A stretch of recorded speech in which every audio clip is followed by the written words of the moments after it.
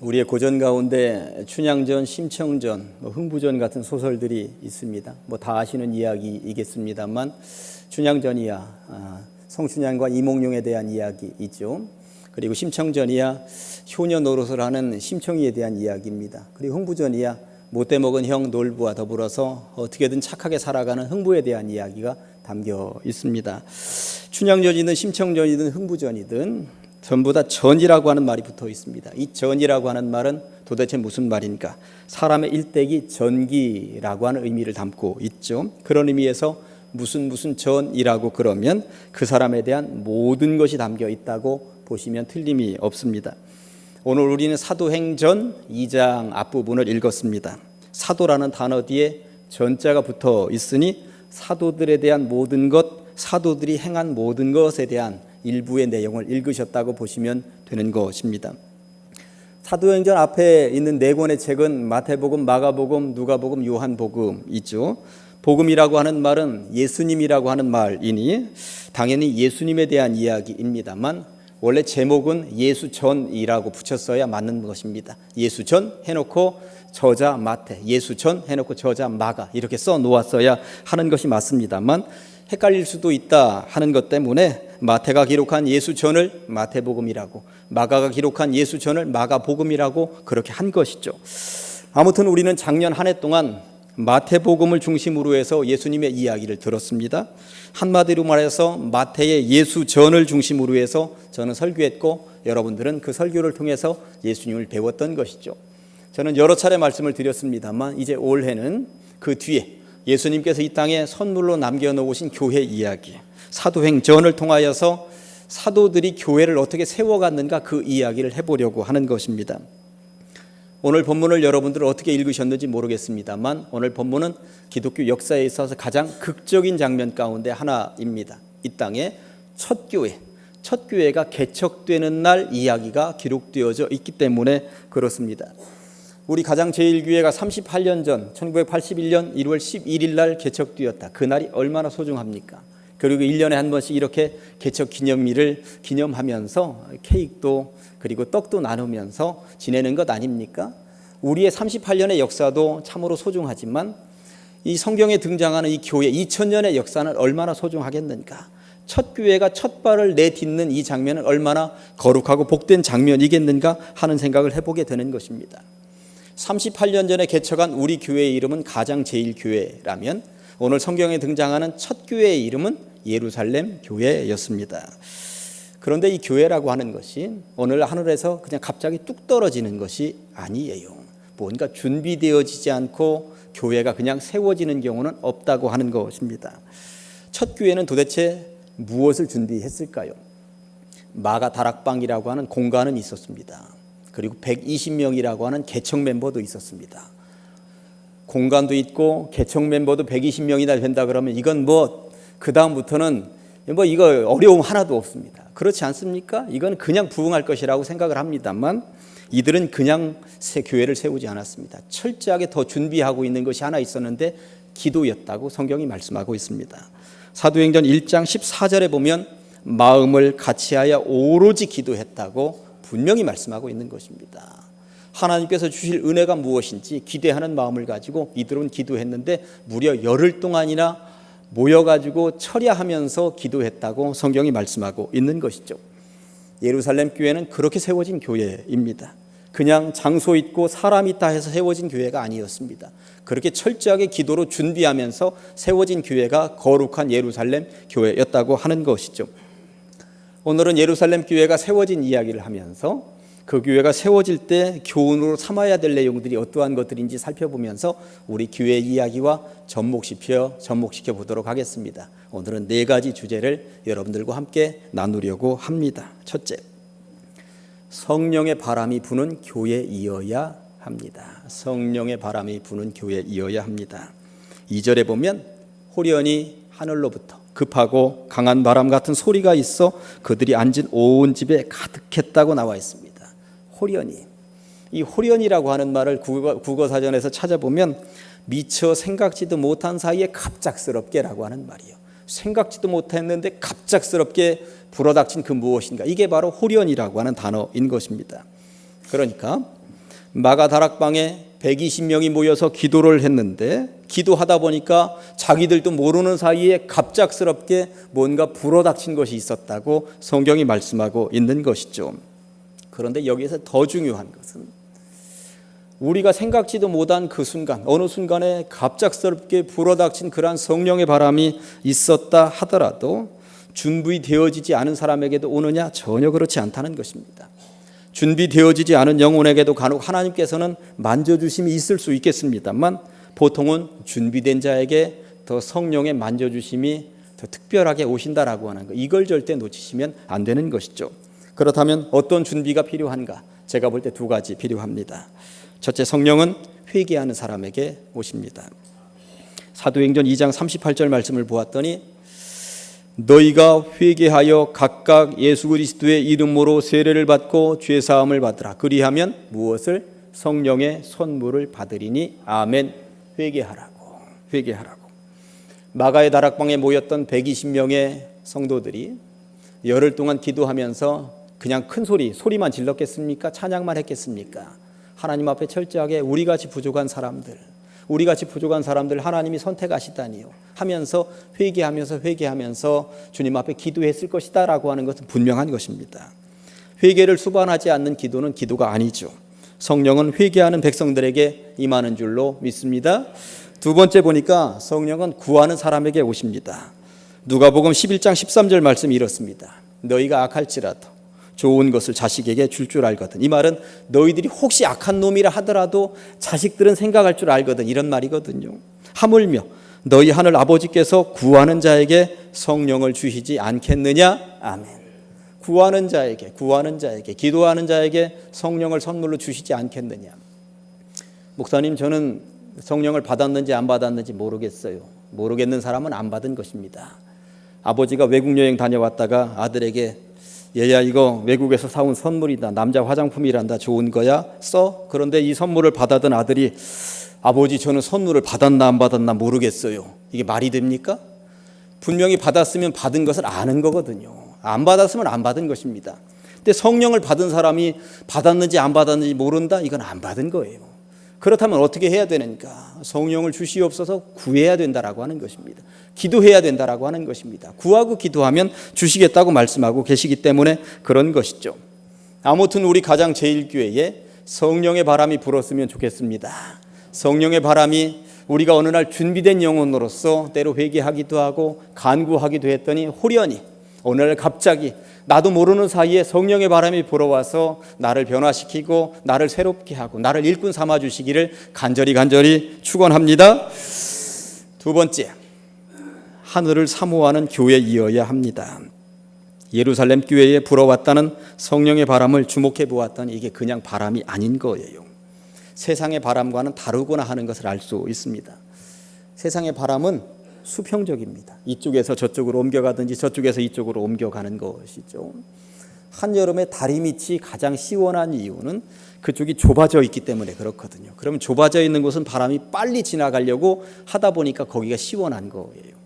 우리 교회 전체 땅덩어리 가운데 여름에 가장 시원한 곳이 어디인지 아십니까? 본당하고 교육관 사이 그 통로가 가장 시원합니다. 거기 있으면 바람이 빨리 지나가려고 얼마나 시원한지 몰라요. 아무튼 바람은 수평적으로 옆으로 지나가게 되어 있습니다. 목사님, 회오리 바람도 있고 돌풍도 있어서 수직적인 바람이 있던데요 하고 물을 수 있을지 모르겠습니다만 회오리 바람이나 돌풍은 땅에서부터 위쪽으로 치솟는 바람입니다. 이게 위에서부터 내려오는 바람이 아니에요. 그러니까 수직적인 바람이라 하더라도 어디로부터 기인하는 바람인가, 이게 중요하다라고 하는 것입니다. 아무튼 세상에서 부는 바람은 수평적입니다. 너 바람 났니? 할 때 이 사람 간의 관계 속에서 그렇게 사귀고 바람 났니? 이렇게 묻는 거거든요. 치맛바람도 수평적입니다. 투기바람도 수평적입니다. 그런데 오늘 본문에 불어온 바람은 수직적이었다고. 수직적이되 땅에서부터 위로 올라가는 바람이 아니라 하늘로부터 내려오는 바람이었다고. 철저하게 하나님의 바람이었다고 성경이 말씀하고 있는 것입니다. 왜 이렇게 수직적으로 하나님께서 하늘로부터 땅으로 바람을 불어내리셨을까요? 땅의 생각만 가지고 살지 말고 하늘의 생각을 가지고 살라고 말씀하고 계신 것이죠. 땅만 쳐다보지 말고 하늘을 우러러보면서 하나님으로부터 해답을 구하면서 살라고 말씀하고 계신 것입니다. 땅에서부터 불어오는 바람은 땅만 쳐다보면서 살 것입니다. 그러나 하늘로부터 바람이 내려온다라고 생각할 때 사람들은 하늘을 사모하면서 저 위에로부터 어떤 은혜가 부어지는 것이구나 하면서 하늘을 바라보면서 사는 것 아니겠습니까? 제가 성경 5구절을 지금부터 읽어드리려고 합니다. 공통점을 한번 찾아보시기 바랍니다. 창세기 15장 5절, 아브라함을 이끌고 밖으로 나가 이르시되 하늘을 우러러 뭇별을 셀 수 있나 보라. 언제까지 땅만 쳐다보고 다니겠느냐. 하늘을 바라봐라. 역대하 20장 12절, 여호사밧 왕이죠. 우리를 치러 오는 이 큰 무리를 우리가 대적할 능력이 없고 어떻게 할 줄도 알지 못하옵고 오직 주만 하늘만 바라보나이다. 욥기 35장 5절, 얼마나 힘든 욥입니까? 그런 욥에게 그대는 하늘을 우러러 보라. 그대보다 높이 뜬 구름을 바라보라. 몸이 힘들다 해서 병들었다 해서 땅만 쳐다보고 살아서야 되겠느냐? 하늘을 우러러 봐라. 거기에 정답이 있다. 마태복음 14장 19절, 예수님께서 무리를 명하여 잔디 위에 앉히시고 떡 5개와 물고기 2마리를 가지사 하늘을 우러러, 예수님도 하늘을 우러러 축사하셨다고. 사도행전 7장 55절, 스데반이 성령이 충만하여 하늘을 우러러 주목하여 하나님의 영광과 및 예수께서 하나님 우편에 서신 것을 보았다고 분명히 말씀하고 있습니다. 우러러 보니까 보입니다. 누가? 하나님이. 그러면 하늘로부터 어떻게 살아가야 할 것인지 정답을 얻을 수 있다고 분명히 말씀하고 있는 것이죠. 아브라함을 비롯하여 구약이든 신약이든 신앙의 선진들은 하늘을 우러러 보면서 해답을 하늘로부터 구했다고. 예수님마저도 이 땅에서 기적을 베푸실 때에 하늘을 우러러 보시면서 해답을 하늘로부터 구했다고 성경이 말씀하고 있습니다. 하늘을 우러러 본 이유는 거기에 정답이 있기 때문에. 잠언서를 읽어보았더니 마음의 경영은 사람에게 있어도 말의 응답은 어디로부터? 하늘 아버지로부터 오는 것이라고. 사람이 마음으로 자기의 길을 계획할지라도 그의 걸음을 인도하시는 이는 하늘 아버지라고. 잠언서를 기록한 기자는 분명히 알고 있기 때문에 계속 이 이야기를 기록하고 있는 것 아니겠습니까? 초대교회가 그랬다는 것입니다. 첫 교회를 세울 때 아무리 사람의 생각으로 교회를 세우고 싶어도 하늘의 허락이 없이는 될 것이 아니기 때문에 하늘의 처분을 기다리면서 열흘 동안 성령이 임할 때까지 기도했다는 것입니다. 준비했다는 것입니다. 그랬더니 그렇게 기도로 철저하게 준비했더니 성령의 바람이 하늘로부터 불어 닥쳤다는 것이고 그 바람에 의해서 교회가 세워졌다는 것입니다. 그러니 얼마나 거룩하고 복된 교회입니까? 아무튼 하나님의 성령은 땅에서부터 오는 것이 아니라 하늘로부터 오는 것이고 귀하고 좋은 선물은 다 하늘로부터 오는 것입니다. 야고보서 1장 17절 말씀, 온갖 좋은 은사와 온전한 선물이 다 위로부터 빛들의 아버지께로부터 내려오나니 아멘. 하늘로부터 내려오는 것이라고 야고보서 기자도 온몸으로 체험하고 제발 그러니 성도들이야 땅만 쳐다보고 살지 말고 하늘 아버지를 사모하면서 우러러보면서 살자꾸나 제안하고 있는 것 아니겠습니까?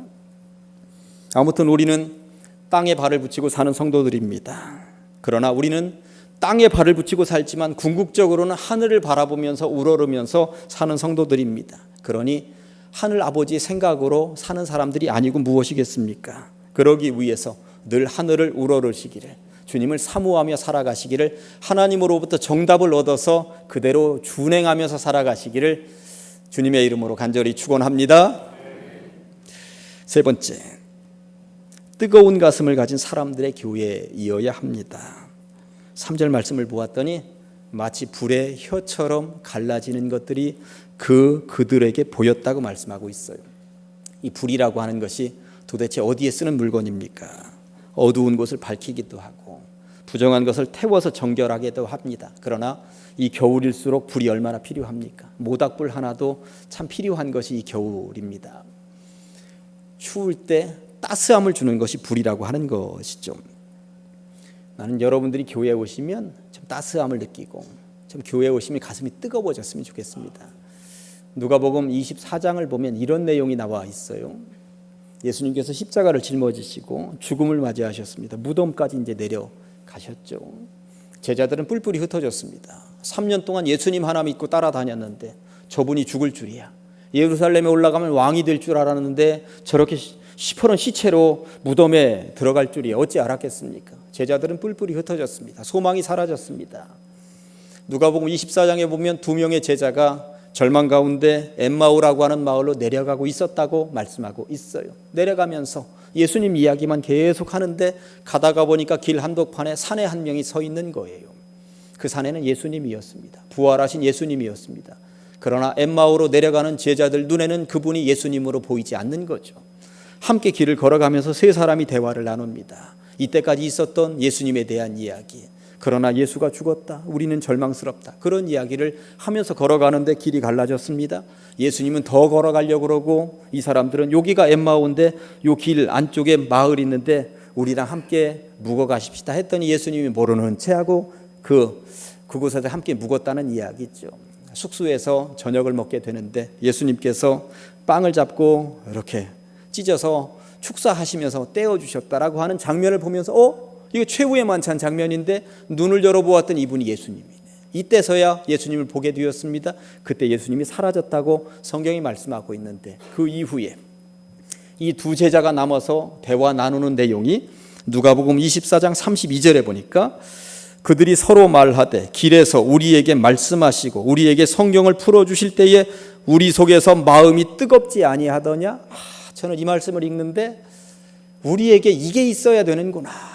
주님의 말씀을 들을 때, 주님의 말씀을 읽을 때, 설교를 들을 때, 찬양할 때, 기도할 때 우리 속에서 마음이 뜨겁지 아니하더냐. 이것들을 체험해야 되는 것인데 우리가 그것을 놓치고 있구나. 한없이 식어가고 있는데도 그것을 느끼지 못하고 살아가고 있구나. 이 교회에서 예배드리면서 말씀 들으면서 찬양하면서 여러분들의 가슴은 얼마나 뜨거워져 있으십니까? 우리 교회에서 이번에 교사를 처음으로 시작하시는 집사님 한 분이 얼마 전에 저한테 그런 얘기를 하시더라고요. 목사님 저에게 교사 맡겨주셔서 감사해요. 아이들 만날 생각하니까 가슴이 두근거리고 얼마나 가슴이 뜨거운지 모르겠어요. 제가 열심히 할 수 있도록 기도해 주세요. 그렇게 말씀하시더라고요. 지난주는 연합예배였으니까 아이들 못 만났을 테고 오늘 처음으로 내려가서 아이들 만날 텐데 오늘 새벽에 그 집사님 이름을 불러가면서 제가 기도했습니다.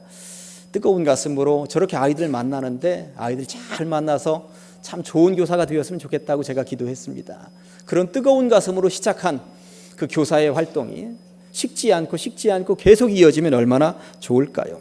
저는 여러분들이 교회에 오시면 교회 가슴이 뜨거워지고 말씀 들을 때 가슴이 뜨거워지고 찬양하시면서 기도하시면서 식지 않는 가슴으로 늘 뜨거움을 유지하면서 살아가시기를 간절히 축원합니다. 세 가지 말씀드렸어요. 성령의 바람이 부는 교회여야 한다고 하는 거 말씀드렸고요. 하늘을 사모하는 교회여야 된다라고. 세 번째는 뜨거운 가슴을 가진 사람들의 교회여야 한다고 말씀을 드렸어요. 그러면서 네 번째 한 가지만 더 덤으로 말씀을 드리고 설교를 마무리하도록 하겠습니다. 한 사람 한 사람 각자가 체험하는 교회이어야 합니다. 한 사람 한 사람 각자가 체험하는 교회이어야 합니다. 오늘 본문 1절 뒷부분에 보면 그들이 다 같이 한 곳에 모였다고, 2절 뒷부분에 보면 그들이 앉은 온 집에 성령이 가득했다고 말씀하고 있어요. 그런데 여기에서 중요한 것은 3절입니다. 3절에 보니까 마치 불의 혀처럼 갈라지는 것들이 그들에게 보여 각 사람 위에 하나씩. 저는 이 장면을 읽는데 이게 얼마나 복된 장면인가.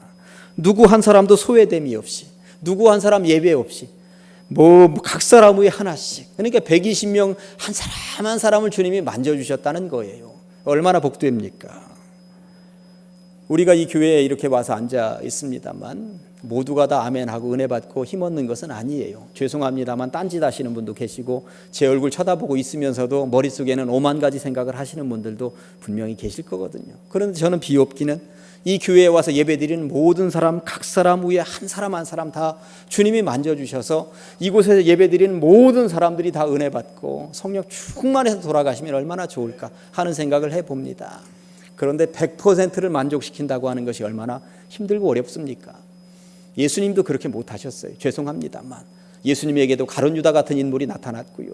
예수님이 설교하실 때 아멘 하면서 달려오는 사람들도 있었지만은 한쪽에서는 어떻게든 예수 죽이겠다고 그렇게 혈안이 되어 있는 무리들도 있지 않았습니까? 초대교회도 오늘 성경에 등장하는 이 첫 개척하는 첫날 모임이야 120명 한 사람 한 사람 주님이 만져주셔서 다 성령 받고 은혜 받았습니다만 이후에 초대교회가 얼마나 힘들었습니까? 은혜 받고 아멘한 사람들도 있었지만 어떻게든 초대교회 무너뜨리겠다고 성도들 다 잡아 족치겠다고 하는 무리들도 나타났던 것은 사실이거든요. 그러니 각 사람 한 사람 한 사람을 주님이 만져주신다라고 하는 것, 이게 얼마나 소중한 것인가. 제 아들이라 해서 이 제 믿음에, 목사인 제 믿음에 묻어가지 못합니다. 장로님들의 자녀들이라 해서 장로님들의 믿음에 묻어가지 못합니다. 은혜는 각각 받는 것입니다. 성령도 각각 체험하는 것이죠. 그래서 저는 기도하는 것입니다. 이 교회에 이렇게 예배 참석하고 있는 모든 성도님들 한 사람 한 사람 주님이 만져주셔서 어쨌든 이 공간에 들어왔다 싶으면 은혜 받고, 이 공간에 들어왔다 싶으면 성령 체험하고, 그래서 초대교회 첫날 예루살렘 교회가 세워지던 날 같으면 좋겠다 하는 생각을 가지게 되는 것이죠. 혹여라도 지금 이 시간 이 설교를 듣는 이 순간, 이전까지는 혹여 마음이 열리지 않았다 하더라도 지금부터라도 마음이 열리시고 그러셔서 주님의 성령의 만져주심을 체험하시고 가슴이 뜨거워져서 준비된 일꾼으로 살아가시기를 주님의 이름으로 간절히 축원합니다. 말씀 정리합니다. 4가지 말씀드렸죠. 성령의 바람이 부는 교회, 참 좋은 교회. 그리고 하늘을 사모하는 교회, 땅에서 정답을 찾는 게 아니라 하늘로부터, 하나님으로부터 정답을 찾는 교회. 그리고 교회에 오면, 말씀을 들으면, 기도하면, 찬송을 하면 가슴이 뜨거워지는 교회 성도들. 그리고 한 사람 한 사람 각자가 은혜를 체험하다 보니 예외됨이 없이 소외됨이 없이 누구나 다 가장제일교회 성도는 다 은혜 받고 성령의 만져주심을 체험하는 교회. 그런 교회는 흔들릴 수가 없는 것이죠. 그리고 세상 속에서 분명히 희망이 되는 교회일 줄로 믿습니다. 그리고 그런 교회만 생각하면 나도 모르게 가슴이 뜨거워져서 한 번 더 가고 싶고 한 번 더 그곳에서 체험하고 싶고 그런 교회가 될 수 있지 않을까 하는 생각이 듭니다. 아무쪼록 올 한 해 우리 가장제일교회 그런 교회 함께 만들어가기 위하여서 늘 준비된 일꾼들로서 기도하시고 예배하시고 늘 손잡고 걸어가는 복된 삶이 되시기를 주님의 이름으로 간절히 축원합니다. 기도하십니다. 하나님 아버지, 주님의 은혜를 감사합니다. 거룩한 주일 주님 전에 찾아 나와서 사도행전 2장 말씀을 통하여서 은혜 받게 하시니 감사합니다. 성령의 바람이 부는 교회가 되게 하여 주시옵소서. 하늘을 사모하는 교회가 되게 하여 주시옵소서. 뜨거운 가슴을 가진 사람들의 교회가 되게 하여 주시옵소서. 한 사람 한 사람 각자가 체험하게 하시고 결국은 모두가 다 성령을 체험하는 교회 성도들이 다 되게 하여 주시옵소서. 그리함으로 이 교회가 흔들림 없는 교회 되게 하시고 세상에 희망이 되는 교회가 될 수 있도록 이끌어 주시옵소서. 예수님의 이름으로 기도합니다.